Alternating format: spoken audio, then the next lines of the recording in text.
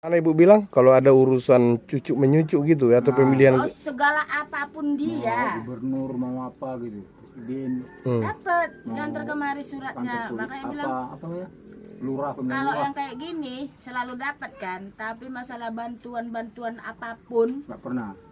yang udah masukkan kakak aja itu katanya syaratnya pun nggak ada juga. Apa katanya, isi ulang apa katanya itu, Apa tuh? data ulang Yang pertama. bantuan berat, yang covid semalam lah Sudah intinya. data ulang tapi nggak keluar juga. Apa yang ada, apapun ada. Rumah panggung seperti ini sejatinya sebenarnya harus menjadi atensi dan perhatian pemerintah. Lihat pengakuan daripada bapak dan ibu tadinya, jika urusan pemilihan kepala desa misalnya, undangan cepat kali diantar meskipun mereka bukan lagi tinggal di Desa Pujimulyo, Kecamatan Sunggal, tapi mereka sekarang berdomisili di hamparan Perak, tepatnya di Desa Kelamber 5 Kebun. Hidup mereka sangat memprihatinkan.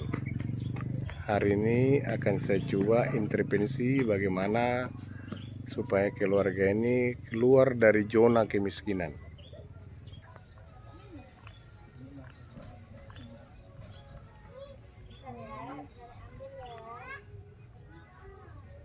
Ah, hancur rumahnya ya? Kalau udah hujan udah payah tidur. Rumah mereka sudah pada bocor.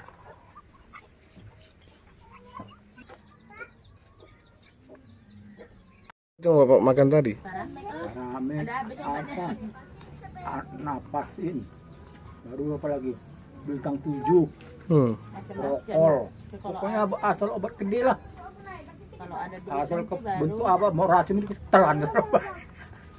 Nah itulah udah nggak tahan kali kok napas bergerak aja nih, turun tangga udah 3 kali baru sampai ke satu atas. minggu lebih kemarin itu nggak bisa apa. Nggak bisa apa-apa lah, Ini baru mulai turun. guling sana salah, guling sini salah. Ya. Jadi apa kira-kira harapan bapak ibu kepada pemerintah gitu? Ya.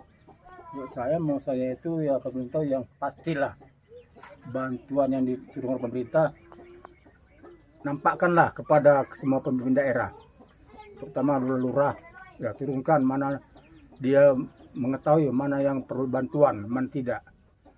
Nah, karena selama dari mulai tsunami sampai sekarang ini belum pernah dapat berbentuk apapun yang diberikan pemerintah kepada pengurus daerah lah bawahannya.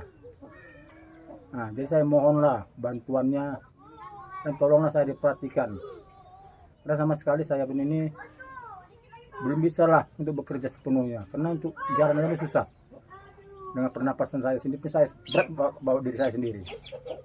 Apa yang kadang kayak gini, mau hujan datang pun bocor-bocor lah semua lah, mandi hujan lah di dalam rumah itu. Nah, jadi sehingga mau turun tangga, naik tangga nggak bisa karena napas saya itu sudah 2 kali. Nah, motor di bawah kemana? Untuk makan susah, apalagi untuk buat bangunan itu. Nah, jadi saya mohonlah kepada pemerintah atau kepada yang berwenang, bantulah saya, bantulah saya, karena saya itu tidak tahu masalah-masalah apa, karena saya orang seorang. Sila saya bisa saya ucapkan kepada pemerintah, saya mohon bantulah saya. Baik Pak, mudah-mudahan pemerintah mendengarkan video ini ya. Insya Allah, amin. Ini namanya kuli bangunan Pak, gajinya kan nggak seberapa. Dia bilang kalau nanti aku gajian, kalau aku beli obatmu anak-anak nggak makan, tapi kalau aku nggak beli, kalau aku ngasih anak-anak makan kok nggak berobat. Ya aku bingung, ada 2 pilihan buat katanya. Jadi aku bilang lah Pak, anak-anak aja penuhin dulu, kalau aku udah tua, aku bilang anak-anak masih banyak masilan gitu. Udah anak-anak aja pentingkan, mana mau sekolah, bajunya, bukunya. Si Malika lagi pingin cepet dia besar, kan yang kecil Pak kalau makan nggak ada dia nangis aja Pak, namanya masih anak-anak. Jadi saya bingung, jangankan beli obat dari dokter atau apotek, kadang beli di kedai aja berpikir Pak 1.000 perak itu, berpikir 1.000 perak saya berpikir, karena yang kecil ini susah Pak, kalau kita bilang nggak ada kan nggak mungkin, taunya nangis aja, udah berhenti susu pun dia karena keuangan nggak ada, seharusnya kan dia minum susu. Namanya kuli bangunan Pak, kadang ada kadang enggak, jadi apa yang ada lah dulu disyukurin, kalau nggak ada ya berusaha lagi sampai bisa, sampai dapat. Apa masalahnya Bu rupanya? Kan awalnya kan Pak, benjolan itu belum terlalu besar, tapi makin lama semakin besar, buang air kecil sakit, udah gitu kalau misalnya kumat payah jalan, payah bekerja, jadi semakin parah kayaknya yang udah aku rasakan gitu loh Pak. Berobat kemana Ibu sudah? Semalam itu masih di orang herbal loh Pak, penyakit itu obat-obatan herbal kayak jamu, rempah-rempahan gitu. Cuman karena uang tadi tidak mencukupin, sekali berobat aja, yaitu sekali minum aja untuk meringankan rasa sakit tadi. Jadi udah diperiksakan ke dokter belum? Ya itu Pak, saya nggak punya uang, makanya ngurus BPJS pun itu tadi saya belum mencukupin untuk ngapain berkas tadi. Kartu keluarga Ibu di mana sebenarnya? Tapi kan udah masuk ke Kota Madia Pak, tapi kakaknya masih Deli Serdang. Kakaknya masih di Deli Serdang, Serdang. cuman udah tercatat di Kota Madia. Dari mana Ibu tahu? Ya kan semalam kita ke Pakam, udah kita tengok di komputer yang dicapil semalam, satu keluarga udah tercatat di Kota Madia. Tapi di kakak itu masih Sunggal, makanya kan biar dicek di Kota Medan, kalau memang udah tercatat kan tinggal dipindahkan aja gitu loh Pak, biar cepet, biar bisa ngurus BPJS, saya periksa gitu maksudnya. Balik pindah ke sini gitu?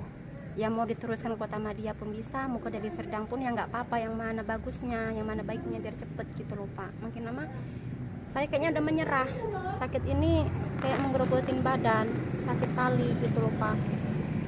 Ya malam nangis, nahan sakit itu, makanya karena nengok anak-anak tadi pun semangat lagi, berjuang lagi gitu.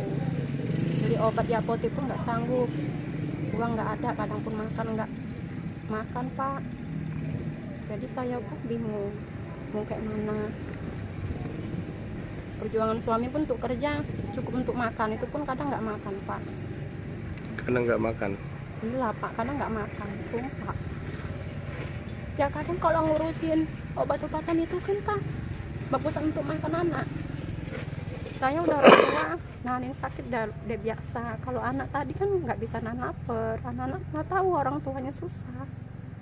Taunya nengok anak-anak makan, pingin makan, jajan pingin jajan. Makanya pingin gitu, saya tahu penyakit saya ini sebenarnya apa gitu, biar bisa cepat diobatin, nggak ngerugikan orang lain gitu. Tapi saat ini pun memang lagi nggak ada, makanya untuk berobat pun kami putuskan berhenti gitu loh Pak.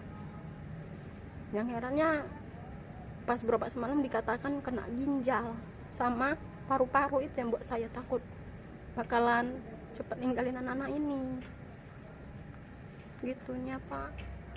Makanya bolak-balik saya bilang kuatkan, tapi kalau udah sakit kayak mana Pak, mana bisa kita tahan rasa sakit tadi kalau udah kumat. Nampaknya saya sehat, tapi kalau udah kumat rasanya kepingin cepet diambil aja, udah nggak tahan rasa sakit tadi nahaninnya. Buang air kecil pun sakit kali, nggak tertahankan. Kalau udah buang air kecil sakit Bapak. Saya sebenarnya udah nggak sanggup kalau ngikutin nurani saya nahanin sakit ini, sebenarnya udah nggak sanggup. Cuman karena mandang lagi anak-anak masih kecil harus kuat, masa depan orang masih panjang, makanya saya harus kuat demi anak-anak. Nah itu aja ya Pak, makanya saya butuh untuk berobat aja untuk saat ini, ingin tahu penyakit yang sebenarnya, karena kan belum dirongsen.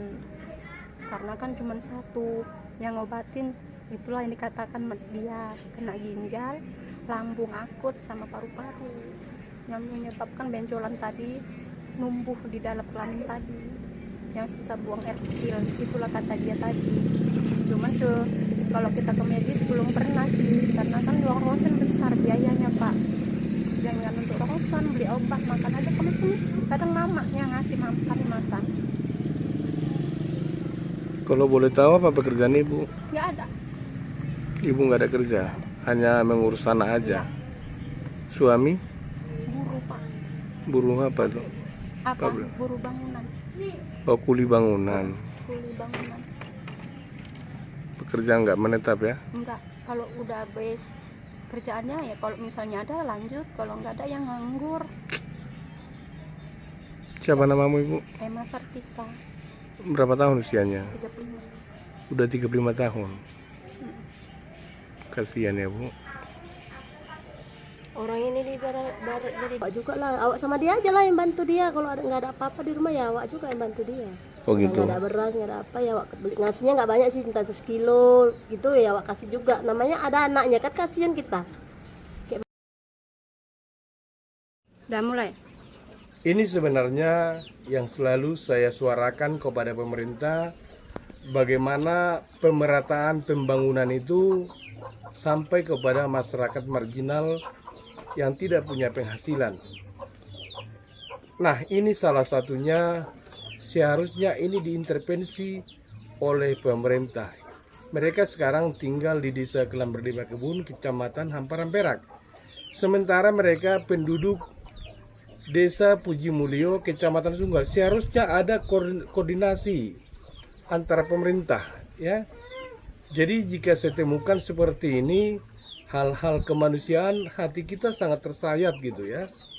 Untuk itu saya harapkan kepada teman-teman, para warga tidak mampu, warga miskin, tolong segera dibenahi kartu keluarganya, KTP-nya, dan lain sebagainya ya. Tolong dipersiapkan, diurusi surat-suratnya supaya benar-benar tertib administrasi kependudukan. Ketika ada pendataan daripada pemerintah, kita benar-benar terdata. Ya, itu harapan kita. Kami himbau sekali lagi kepada teman-teman para pemulung, tukang beca, tukang cuci, semuanya ya, yang benar-benar hidupnya sangat memprihatinkan. Tolong benahi, urus KTP, KK, dan lain sebagainya, sehingga pemerintah nantinya lebih gampang mengintervensi. Sekian dan terima kasih.